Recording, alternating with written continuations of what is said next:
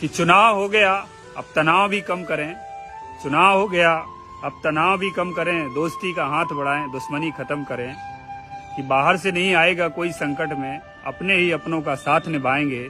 चुनाव 5 साल में आते हैं, मगर हम डेली एक दूसरे के काम आएंगे। जो लड़ते झगड़ते उन्हें ये है कि लोकतंत्र के रण में कोई हारेगा कोई जीतेगा, रहेंगे सब गांव गली में, कोई नहीं घर छोड़कर भागेगा। और अगर हम बिखर गए तो दूसरे लोग हमारा फायदा उठाएंगे। चुनाव 5 साल में आते हैं, मगर हम डेली एक दूसरे के काम आएंगे।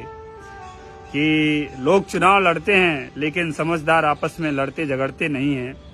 लोग चुनाव लड़ते हैं लेकिन समझदार आपस में नहीं लड़ते झगड़ते हैं। सच्ची राजनीति करने वालों के कभी किसी से रिश्ते नहीं बिगड़ते हैं। और चुनाव को हवा का झोंका समझकर भूल जाओ, बिखरे हुए फूलों की फिर से एक माला बनाओ।